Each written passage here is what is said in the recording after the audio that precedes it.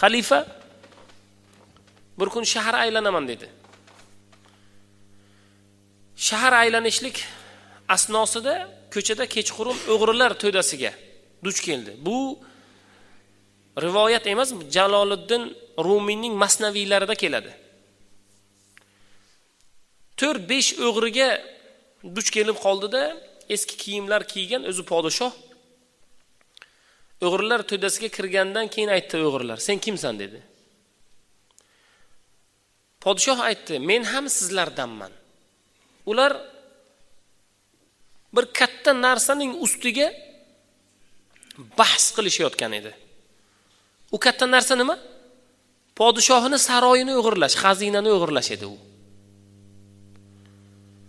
Men ham sizlardanman deganda o'g'irlar o'yladiki, bizda bir o'g'ri bu ham. Ular gap ochdi. "Sening nima karomating bor?" Podshoh aytdi, "Sizlarda nima karomatlaringiz bor?"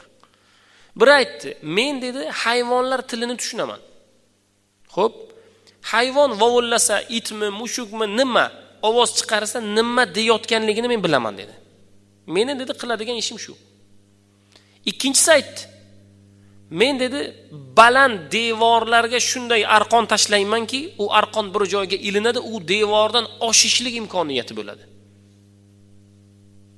Uchinchisi aytdi, "Men kechqurunda, qop-qorong'ida birovni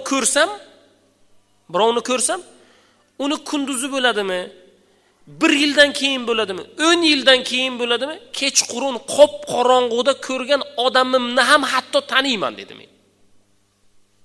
Men bitta odamni shunday ko'rsatinglar, qorong'u bo'ladimi, uni bir men yuzini yaxshi ko'ra olamanmi, yo'qmi, qizig'i yo'q, men uni taniyman dedi, qachon bo'lsa ham. To'rtinchisi aytdi, "Men tuproqni olib, shuni tagida xazina bormi yoki yo'qmi, shuni bilaman" dedi. Beshinchisi aytdi, "Men qanaqangi devor, qalinlik bo'lmasin, shuni men tesha olaman." Bo'ldi, 5 ta o'g'ri. 5alasi ham ishida mohir. Bunga qarata aytdilar, "Sening nima karomating bor?" Bu ham aytdi, "Men ham bir karomatim bor."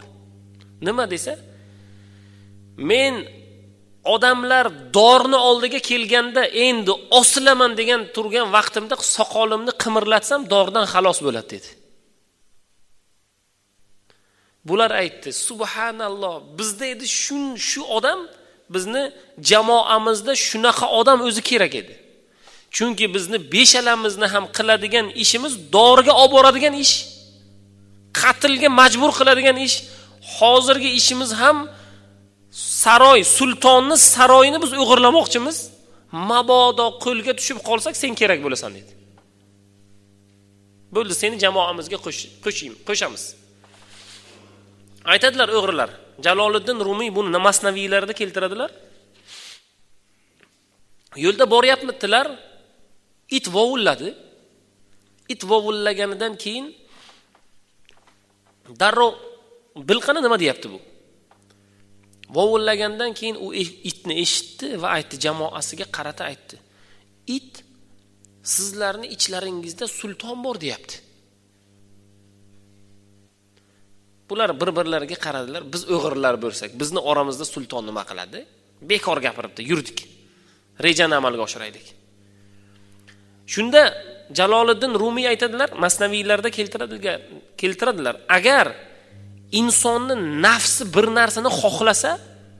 narsani xohlasa, qilaman desa, nafs g'olib kelib, aqldan g'olib kelib nafs qilaman desa, birovni maslahatiga quloq solmaydi birodar. Aytyapsiz, birodar, bu harom. Bu qilma bu ishni. Oxiri voy, qiyomatda azob, dunyoda xorlik. U qilaveradi. Nafsi g'olib kelgan bo'lsa, u qilaveradi. Sizni gapingiz quloqiga kirmaydi. O'sha paytda Jaloliddin Rumiy aytadilar. U aytayapti, mutaxassisi aytayapti, sizni oralaringizda bir sulton bor, deyapti. Ular nafsi g'olib kelib bunga ishonmayapti ular. Bordilar. Saroy uzun, arqonni tashlaydigan arqonni tashladi.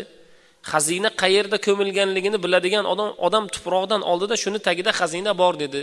Devorni teshadigani devorni teshdi. Hamma o'z ishini ustasi sultonni saroyini o'g'irladilar. Sulton ham ularni oldida bor edi, taqsimladilar, uy-uylariga jamlandilar. Sulton oxirigacha ular bilan bo'ldi va ertalab saroyga qaytib shov-shuvni eshitdi. Sultonning saroyi o'g'irlanibdi. Sulton aytdi: "Falon kilogramm tilla falon joyda, bunisi falon joyda, bunisi falon joyda." Hali ishlatmay turib uni olib keldilar qaytib. Odamlari bilan, egalari bilan. Olib kelganlarda jallod hammasini dorini oldiga olib kelganida odam taniydigani bor edi. Endi qatlga ruxsat deyilayotgan vaqtda ruxsat beradigan odamga bir qaradilar. Hamma xafa, qo'lga tushdik, eplay olmadik, ichimizda bir sotqin bor ekan degan maqsad boryapti. Odam taniydigani shunday qaradida podshohga xursand bo'ldi. Jaloliddin Rumiy aytadilar shu joyda ham: agar banda Robbisini tanisa, bo'layotgan holatni to'g'ri qabul qilib xursand bo'ladi, birodar. Bugun kasalsiz, bugun kasal bo'ldingiz, xursand bo'ling. Siz Robbingizni tanisangiz, bugungi kasalligingizdan siz xursand bo'lasiz bugun. Yo'lda ketyapsiz, mashinangizni bir joyi turtilib qoldi. Biz nima qilamiz? Bandamiz-ku, nafsimiz doim g'olib kelgan. Shunday asabiylashib turib, nega bunday bo'ldi deymiz. Birodar, ozgina kattaroq tezlikda bir joyga urilib, bir joying sinib qolsa nima qilarding? Birodar, mashinamizni ozgina turtilganiga xursand bo'laylik, birodar. Robbisini tanigan